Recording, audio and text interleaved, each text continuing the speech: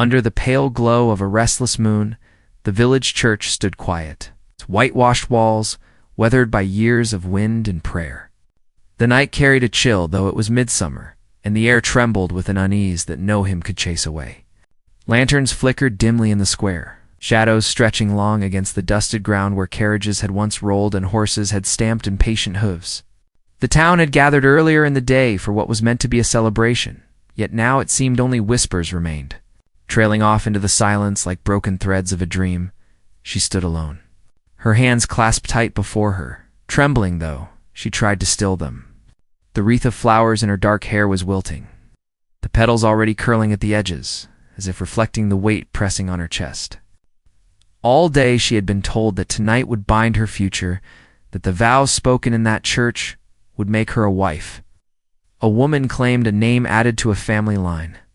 Yet the pews had emptied before the vows were complete, before she could speak the words that trembled on her lips. She was not abandoned exactly, though it felt like abandonment all the same. Something had happened, something unspoken. And now the night air was heavy with secrets. From the shadows he came, the Apache whose presence the village often pretended not to see.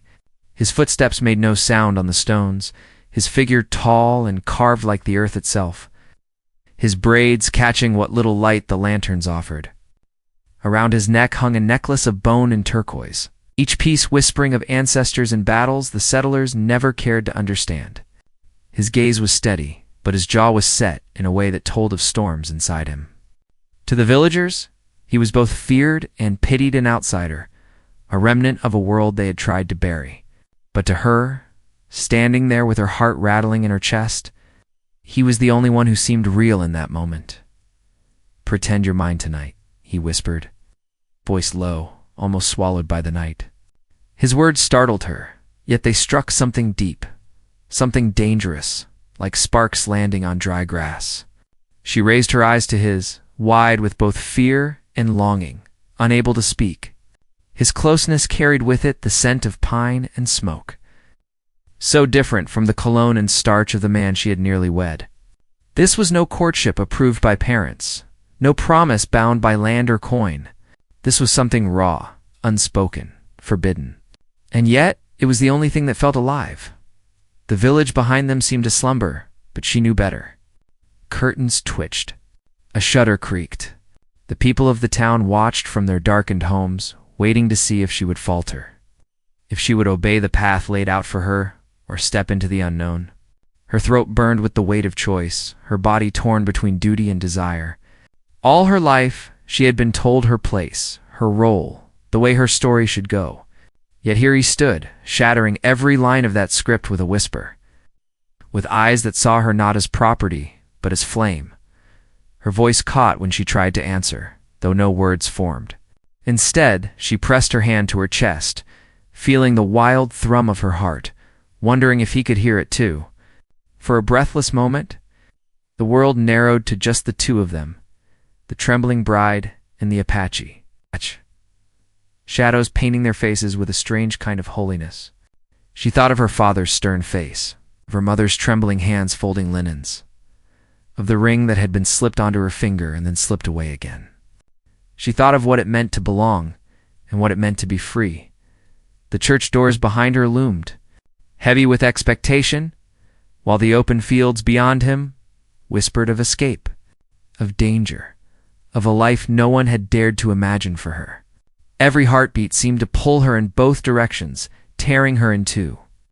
His whisper lingered in her ears, more command than plea, more vow than suggestion. "Pretend you're mine tonight." Could she pretend, even for a single night, and let that pretense become truth?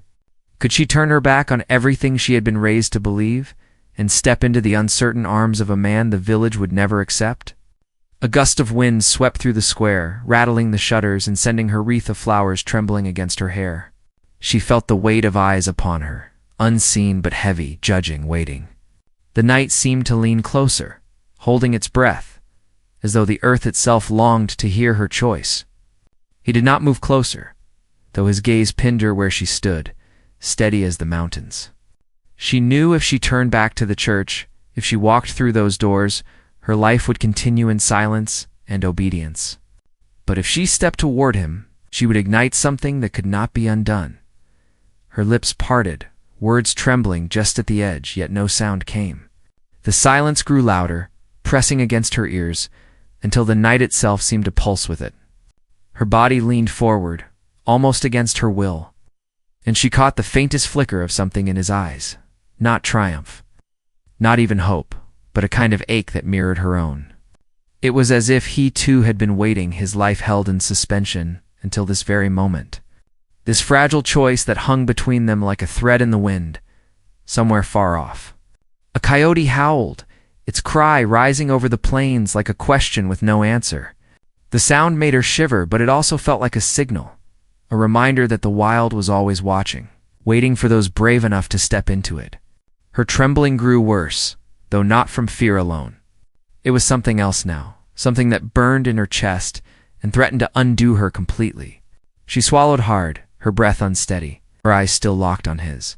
The lanterns flickered once more, the shadows shifting as though even the night itself was restless. She knew the moment to decide had come, that she could not linger in this silence forever. Yet still, her feet remained rooted. Her heart suspended between two worlds, the safe and the wild, the known and the forbidden. And as the hush deepened, as his whisper echoed once more in her mind, she felt the weight of the entire village pressing in, unseen but suffocating, waiting for her to move. And then the silence after that coyote's cry lingered longer than it should have, as if the sound itself had left a scar on the night. She did not move, not yet, but her heart was racing too fast to hide. The Apache stood steady, his dark eyes fixed on her as though he could see through every layer of doubt and fear she carried. He had spoken only once, yet his words still circled inside her head, binding her in ways vows never could. Pretend you're mine tonight. The weight of it pressed on her like a hand at her back, urging her toward a step she could not yet take. Behind her, the church loomed, its door slightly ajar, as if waiting to swallow her back into duty. The candles inside had burned low, their flames shivering in the drafts. Earlier that day, voices had filled those walls, hymns, laughter, the stern mutterings of parents reminding her of obedience. Now there was only emptiness. The man who had been chosen for her had left quietly, without apology, his pride wounded by something she had not even spoken aloud. Perhaps he sensed her hesitation, or perhaps fate had intervened. Whichever it was, she now stood suspended between two worlds, both of them demanding but neither merciful. The Apache shifted slightly, the beads around his neck clinking with the faintest sound. It was a reminder of who he was, of the life he carried with him. To the townsfolk, he was a warning of what they wanted to forget: conflict, land lost, stories not theirs to tell. But to her, he was flesh and bone, standing in the night with more honesty than anyone had ever offered her. Still, there was fear, not of him, but of what would happen if she reached for him. The village was small. Whispers spread quicker than wildfire. A single step in his direction would brand her forever. And she was not certain she had the strength to live with such a mark. She closed her eyes for a moment, remembering the path that had brought her here. Her childhood had been filled with long days of work, her mother teaching her how to mend and sew, how to knead bread until her hands ached. Her father spoke more often about land and reputation than about kindness. When she was old enough to be noticed, he began to speak of her future not as something she might choose, but as something already arranged. The man chosen for her was safe, established, a figure who would keep her under his roof without question. No one asked if her heart stirred at his smile, because it didn't matter. A good match was not about love. It was about survival, about standing in church pews with respectability and certainty. And yet, certainty had slipped away the moment she had first seen the Apache, months ago, at the river's edge. He had not spoken to her then, but his presence was enough to unsettle her. He seemed carved from the very earth, his silence louder than most men's words. He did not bow his head when villagers passed, nor did he try to soften his presence. She remembered how he had looked at the horizon, as though the world was far larger than the village could ever imagine. Something in that had called to her, though she buried it, knowing such thoughts were dangerous. Still, here he was now, no longer distant, no longer a shadow at the edge of her days. She opened her eyes again and found him still watching her, patient but unyielding. It was as though he had been waiting for this moment too, though she could not understand why. Perhaps he saw in her what she barely understood in herself, restless spirit trapped in a cage built by others. Perhaps he only saw an opportunity, a chance to wound the village that had tried to erase his people. But there was no malice in his gaze, only an intensity that left her breathless. The wind carried the sound of horses stamping near the livery. Restless from the shift of the air, she thought of escape then, of leaving behind the narrow streets and endless expectations. What would it mean to follow him, to step into a life that would be seen as betrayal? Could she bear the weight of stares, of her parents' grief, of neighbors who would spit her name like a curse? The thought frightened her. But it also lit something within her she could not smother. He finally spoke again, his voice steady but low. "They will not forgive you if you come." His words struck her with both warning and invitation. He did not reach for her, did not try to draw her near, though she could sense the strength in his stillness. Instead, he left the choice in her hands. And that freedom was heavier than chains. Her mind tangled with memories of the village. She thought of the market mornings, when women bartered over flour and cloth.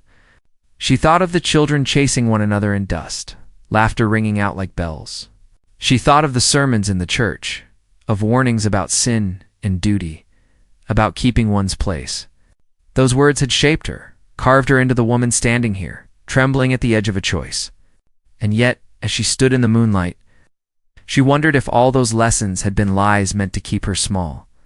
She glanced back at the church one last time, and the sight of it filled her with both sorrow and defiance.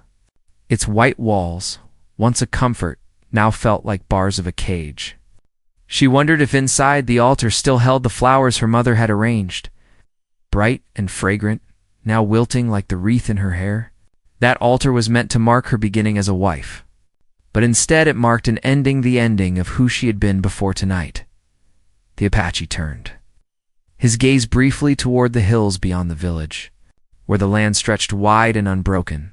His people had once moved freely there before fences and deeds claimed what was never meant to be owned. She had heard whispers of raids, of battles fought in silence, of treaties broken. The townsfolk spoke of his kind as if they were phantoms, dangerous and fading. But standing before him, she knew he was no phantom. He was as real as her own breath, as the soil beneath her feet. Her heart twisted with both fear and longing. She wanted to ask him what he saw when he looked at her, why he had chosen to speak those words tonight of all nights. She wanted to know if he believed she had the courage to step toward him. But she could not bring herself to ask, for fear that his answer would undo her. So instead, she stood in silence. Her lips parted as though the night might speak for her. Far off, a dog barked, breaking the stillness. A lantern in one of the homes flickered brighter, a sign that someone was awake, watching. The village would not sleep easy tonight, not with rumors already stirring.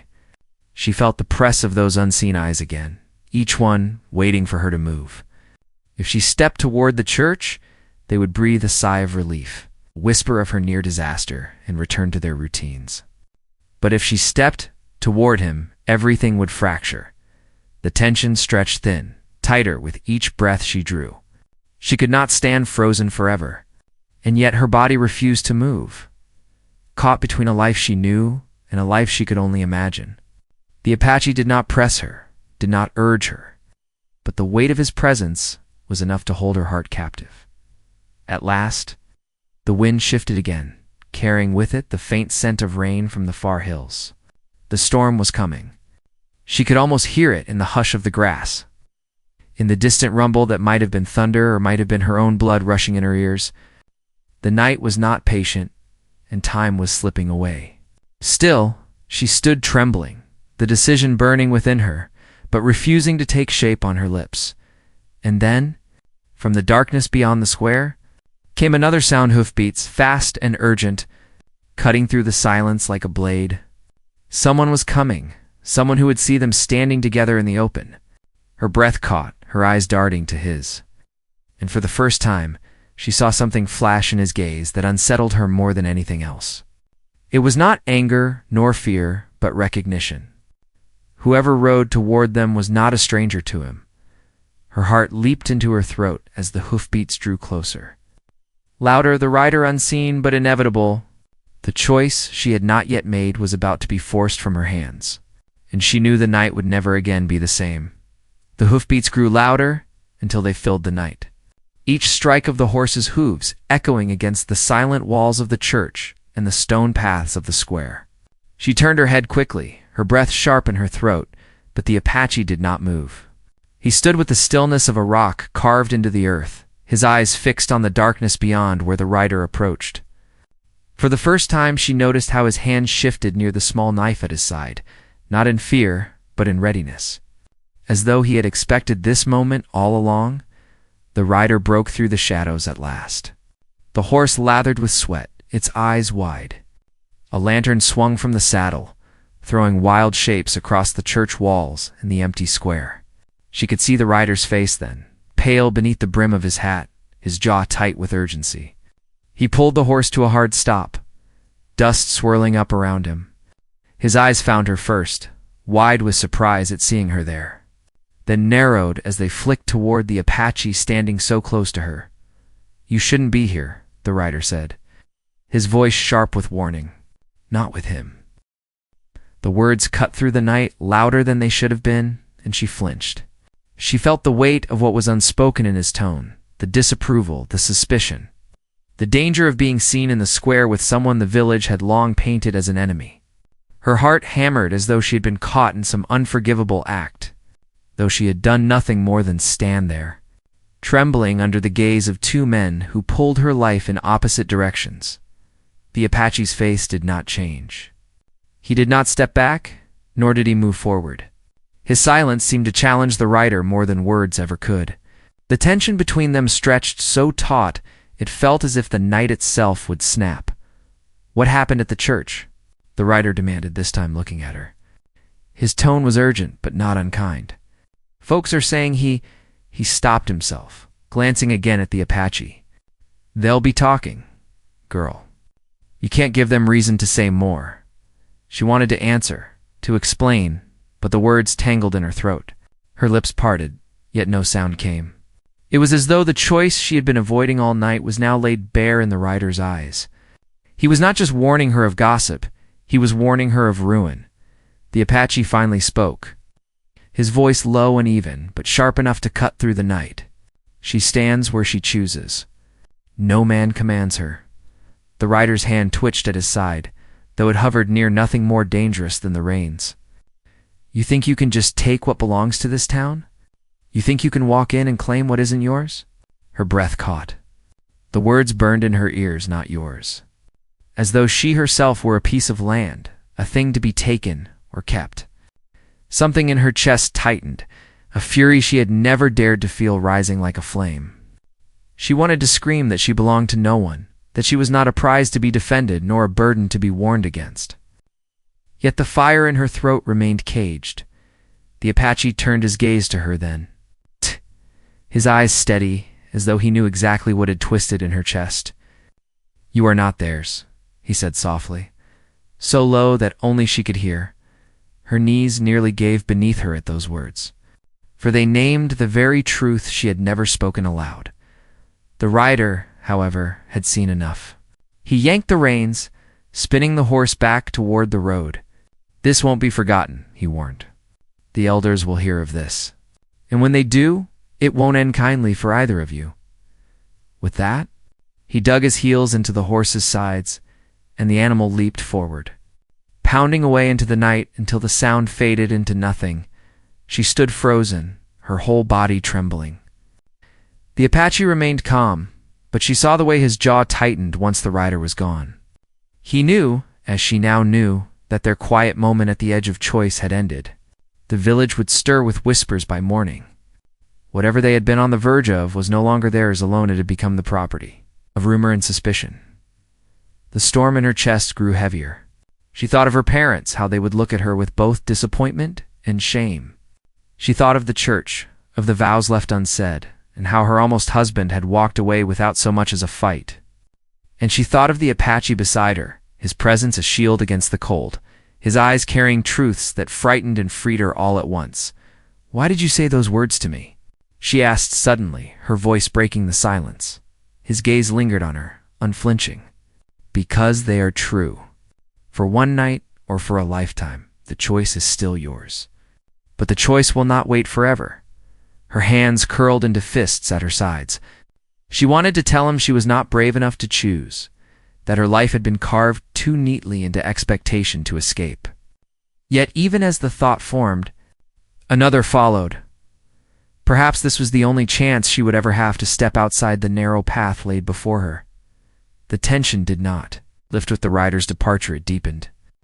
The square felt smaller now, the shadows heavier. Every corner seemed to whisper with the memory of those hoofbeats. The whole village seemed awake, though no windows opened, no doors unlatched. She felt the watchful eyes of neighbors in every rustle of wind, in every shifting shadow. The Apache moved first. Turning away from the church and the square, his gaze fixed on the open land beyond. "The night is not safe for you here anymore," he said. "If you remain, their anger will fall on you. If you come with me, their anger will fall on us both." His words twisted inside her. Safety, anger, us. All pieces of a puzzle she had never been meant to solve. She thought of the land beyond the village, the fields, the rivers, the dark forest that seemed endless. To follow him into that would be to leave everything she had ever known. Yet to stay would be to return to a cage that now felt too small for her breathing. Her mind raced as they began to walk. Though she had not realized at first that her feet had moved with his. They passed the edges of the square, the shadows stretching longer as they neared the road that wound out toward the hills. Every step felt like a betrayal, though no one stopped them. Perhaps the village was holding its breath, waiting to see if she would truly cross the line between one life and another. They walked in silence for a long while. The only sound the crunch of gravel underfoot and the distant rumble of thunder. The air grew cooler, heavy with the promise of rain. At last she spoke, her voice low. "They will call me a traitor." "They already have their names for me," he replied without looking at her. "What they call us matters less than what we choose to be." The words struck her with both fear and hope. She wanted to believe them, yet the weight of her village's judgment pressed like a stone in her chest. She wondered if she would ever be strong enough to live with that weight. As they reached the edge of the fields, he paused, turning his gaze back toward the town. The lanterns flickered faintly in the distance like dying stars. "The storm will break soon," he said. "When it does, you must decide whether to turn back or step forward. The storm will hide you if you go, but it will also erase your path if you try to return." Her breath caught. She knew he meant more than just the weather. The storm was choice itself, waiting to sweep her away. And then from the fields ahead, another sound rose, voices, faint but urgent, carried on the wind. She froze, listening. The Apache's shoulders tightened, and his hand brushed once more against the knife at his side. Whoever was out there was not far, and they were not moving alone. The storm was coming, but so were others. And in the gathering darkness, the fragile thread of her choice began to tremble more than ever. As though the night itself conspired to tear it apart, the voices in the field grew clearer as the wind shifted, carrying bits of words that sent shivers through her. They weren't the soft murmurs of neighbors gathering in secret. They were sharp, deliberate, with the weight of men who had already decided something. She clutched her shawl tighter around her shoulders, though the night was not cold. The Apache stayed still, his form shadowed against the restless grass, listening with the patience of one who had survived nights far more dangerous than this. His silence steadied her, though it did not ease the fear crawling beneath her skin. The first flash of lantern light cut through the stalks ahead. She caught her breath and stepped back instinctively, but his hand, though it did not touch her, lifted slightly as if to hold her in place. He shook his head once, slowly. The lantern swung nearer, then another, until two glowing orbs bobbed through the dark like watchful eyes. She could see the outlines of men, now 3, maybe 4, their shapes wide with coats, their steps heavy with purpose. "They're searching," she whispered, her voice cracking. "They already know," he replied softly. "This is not a search. This is a reckoning. The word struck her harder than the thunder rolling low in the distance. Reckoning. She felt the truth in it, sharp and unyielding. The village would not let her stand in the square with him and walk away without consequence. The rider who had seen them had carried the story faster than the storm clouds. Now the men who carried the weight of the town's authority had come to decide what was to be.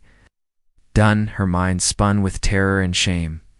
She thought of her mother's hands folding linens by the fire, of her father's hard stare when he spoke of duty. She thought of the nearly forgotten vows she had stood ready to speak in the church. She thought of the weight of every whispered lesson, every warning about straying from the path. And she thought of how all of that had cracked open the moment the Apache's voice had whispered against the night. "Pretend you're mine tonight." The men stepped into view, the lanterns casting their faces in pale light. She recognized two of them at once, the blacksmith with his iron arms, and the storekeeper whose voice carried louder than anyone's on Sunday mornings. Both men had spoken to her family many times, and now both stared at her with expressions that blended anger and disappointment. Another man, older, with a long coat that brushed the ground, held his lantern higher, his eyes sharp as knives. He was one of the elders, a man whose words could sway the entire village. "What are you doing out here?" the elder demanded, his voice cutting through the dark like a bell. His gaze moved from her to the Apache, then back again, and the weight of it made her legs weak. "Do you have any idea what you've brought upon yourself?" "Upon us?" She opened her mouth, but no sound came. The Apache spoke instead, his tone calm but edged with steel. "She has brought nothing but truth. It is your fear that makes it shame." The blacksmith shifted, his hand tightening around the handle of a hammer that hung at his side. "You have no place here," he growled. "You think you can take her?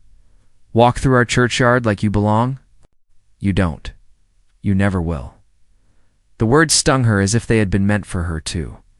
She wanted to scream that she was not a possession, that she had chosen nothing yet, that the night itself had forced her into this moment. But the fire in her chest could not push past her lips. The elder stepped forward, his lantern swaying. "Girl," he said, his voice heavy, "you will return with us now. You will forget whatever madness has seized you, and by morning this will be put behind us. The man who left you at the altar can be persuaded to return. All can be made right if you turn back now." The offer sounded more like a sentence than salvation.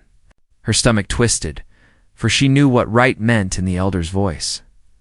Silence, obedience, a lifetime chained to a duty she had never chosen. She glanced at the Apache beside her.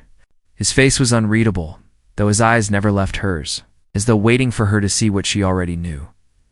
"They will never forgive you," the elder pressed. "Not if you stay with him. You will be cast out, alone, shunned by all you've ever known." Thunder cracked overhead. Closer now, shaking the ground beneath their feet. The storm was coming fast, the air electric with its promise. She felt her pulse racing, each beat as loud as the thunder. The Apache's voice came again, low and certain. "Better to be shunned for truth than praised for a lie." The words sank into her like a blade, sharp with their simplicity. She could not look away from him, though the elder's gaze burned against her. Every choice she had ever avoided now stood before her, raw and demanding. The storekeeper stepped forward, his lantern casting long shadows. "This is your last chance," he said firmly. "Choose your people, girl. Choose your blood, your home. If you walk with him, you will not walk back." Her chest heaved, as though she could not draw enough air. She thought of every street in the village, every familiar face, every comfort of belonging. She thought of the church, the market, the laughter of children. Then she thought of the river, the horizon, the freedom in the Apache's steady gaze.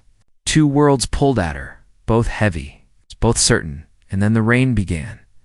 It came sudden and fierce, sheets of water lashing against the earth, drenching lanterns until their flames hissed and died. Darkness swallowed them all, broken only by the jagged streak of lightning tearing across the sky. She gasped, blinded for a moment, reaching out instinctively. Her hand brushed against his arm, warm and solid, and the contact sent a shock through her greater than the storm itself. The men cursed in the dark, stumbling as the rain turned the ground to mud.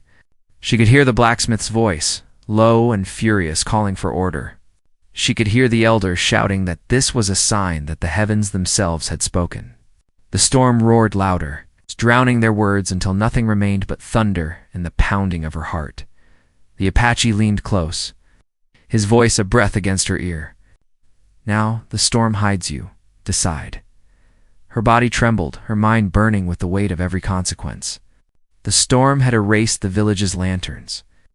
The fields stretched wide with shadows, and the path before her lay open yet unknown. Behind her, the men still shouted, their anger growing sharper, their footsteps uncertain in the rain. Ahead of her was only darkness and the steady presence of the man who had asked her for nothing but choice.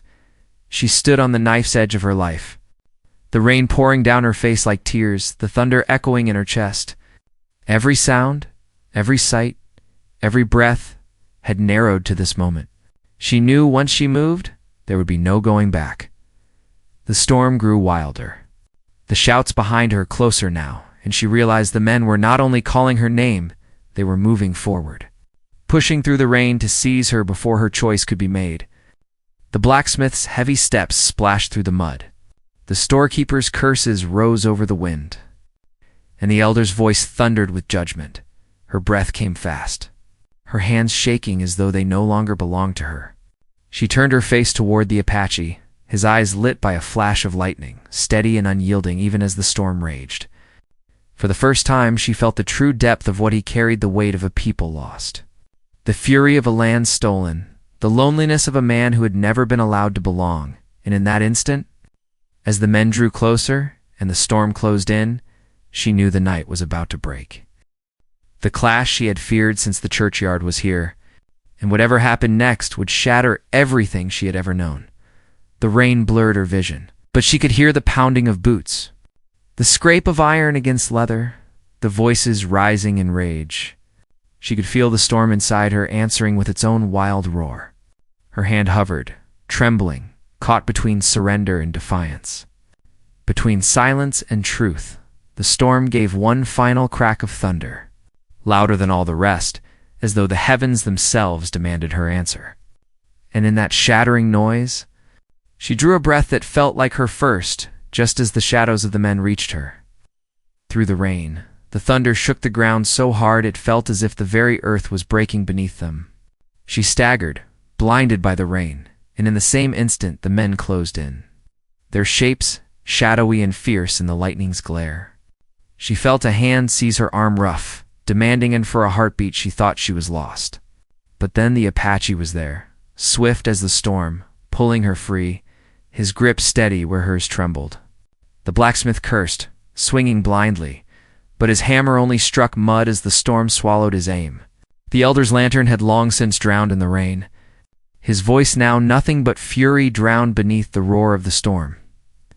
She ran without thinking, her feet slapping the soaked earth, her body guided only by the pull of the Apache beside her. The men shouted behind them, their steps heavy but slower, hindered by the weight of their coats and the mud sucking at their boots. Lightning tore the sky again, showing the road stretching ahead, wild fields bending under the rain, and the dark forest waiting beyond. She had never gone that far from the village at night, but tonight there was no hesitation. Every step was a choice, every gasp of breath a break from the chains she had worn since childhood. They did not stop until the cries of pursuit faded, swallowed by the storm. The forest rose around them, its trees looming like dark sentinels. She leaned against a trunk, gasping, her hair plastered to her face, the wreath of flowers long lost to the wind. For the first time, she dared to look at him fully in the storm's dim light. His chest rose steady, his breath calm, though water streamed down his face and shoulders. He seemed as much a part of the storm as the thunder itself. Unmoved by the chaos they had left behind, her voice trembled when she finally spoke. "They'll come after us. They won't stop." "They may come," he said evenly, "but tonight the storm shields us. And by morning, the storm will have taken their courage with it." She wanted to believe him, but fear still twisted her. "My family, what will they do?" He met her gaze, his eyes steady. "They will grieve the path you chose. But grief fades. What does not fade is the truth that you are free." The words sank deep, though they did not ease the ache in her chest. She thought of her mother's tears, her father's hard silence, the shame they would bear among neighbors. She thought of the man she had nearly wed, walking out of the church without a fight, and how his pride would burn hotter than any love he had never offered. Yet beneath the weight of those thoughts was something else. Something new, the startling knowledge that her life no longer belonged to them. The storm began to soften after a time. The thunder rolling farther away, the rain settling into a steady rhythm. In the quiet that followed, she realized her body no longer trembled with fear. It trembled with something else release, the sharp ache of stepping into the unknown. She had always imagined freedom would be like sunlight on the hills, warm and gentle. Instead, it was like lightning, sudden, fierce, and blinding, leaving her heart racing but alive as dawn broke. Pale and gray through the trees, she and the Apache sat by the river's edge, their clothes still damp, the world hushed after the storm. Birds stirred in the branches above, cautious at first, then braver as the sky lightened. She dipped her hands into the cold water, letting it wash away the mud, the remnants of the night. When she looked up, she saw him watching her, his expression unreadable, yet softened by the dawn. "Why me?" she asked quietly, the question that had burned in her since the square. "Why did you come to me that night? Why ask me to pretend I was yours?" He looked out at the river, his jaw tight as if the answer carried weight. "Because you already were," he said at last. Not in the way they speak, not as something taken or owned, but in the way the fire belongs to the flame. "I saw it in your eyes long before tonight. You did not belong to their cage. You belonged to yourself. I only spoke the truth you already carried." Her throat tightened. She wanted to deny it, to say she had been nothing more than frightened, but deep down, she knew he was right. The storm had only forced her to face what had always been there. She had never been meant for the narrow life her village demanded. The days that followed were filled with both fear and wonder. They traveled farther from the village, into the hills where the land stretched wide and unbroken, where the horizon seemed endless. She learned how to move through the forest quietly, how to read the river's flow, how to listen to the language of the wind. At night by the fire, he told her stories of his people, stories the village had silenced. Stories of a world that once moved freely across the plains. She listened, her heart heavy with both sorrow and awe, realizing how much had been lost, how much still lived in him. But fear lingered. More than once, she thought she heard footsteps in the distance or saw shapes moving at the edge of the trees. She knew the men of the village had not forgotten. Whether they came for her or for him, their anger would not rest easily. Yet each time she faltered, he steadied her with his calm. "The land remembers more than their anger," he would say. "The land does not take sides. It only waits for those brave enough to walk it." One evening, as the sun sank red behind the hills, they climbed a ridge that overlooked the valley below. From there she could see the smoke of the village rising faint in the distance, small against the vastness of the earth. She stared at it a long time, her chest tight with memory. "Do you think they'll ever forgive me?" she asked. He was quiet for a moment before answering. "Forgiveness is a chain as heavy as blame. Do not carry it. Let them keep their forgiveness, and you keep your freedom." She swallowed hard, letting the words settle. For the first time, she understood that forgiveness was not something she needed to survive. What she needed was the courage to keep walking. The conflict had not vanished. The world was still divided, the village still bound by its rules, and the danger of being hunted lingered always near. Yet something within her had shifted. She no longer trembled at the thought of being cast out, because she had already stepped beyond their circle. The fear of being alone was replaced with the knowledge that she was not, that in choosing truth, she had found a life that was raw and uncertain, but real. As the days turned to weeks, the village faded farther behind, though whispers of it still haunted her dreams. She knew she might never walk those streets again, might never sit at her mother's hearth, or stand beneath the church's roof. But she also knew she carried those things inside her, the lessons, the losses, the fire that had pushed her to choose. They had shaped her, but they no longer defined her. On a night when the stars burned bright and clear, she lay beside the river, listening to its endless song. The Apache sat nearby, his gaze fixed on the horizon, as though still listening to voices the land carried.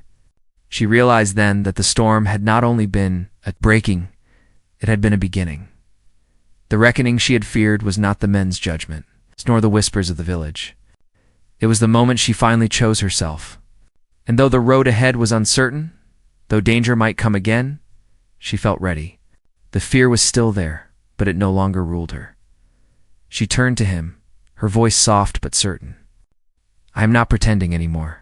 He looked at her, and for the first time she saw something in his eyes that was neither fire nor storm, but peace. The night held them then, quiet and wide, the river's voice carrying their silence like a promise. And as the stars wheeled overhead, she knew that the storm had left behind not ruin, but truth, that freedom was not given, but claimed. The village would remember her name in whispers. The land would remember her choice in silence. And she, standing on the edge of two worlds, would carry forward with both the weight and the lightness of knowing she had chosen not to belong, but to be. And so the story of the trembling bride, the storm, and the whisper of the Apache did not end in a churchyard, nor in the shadows of the village, but in the open night, where the earth stretched wide and endless, where truth, once spoken, could never again be silenced.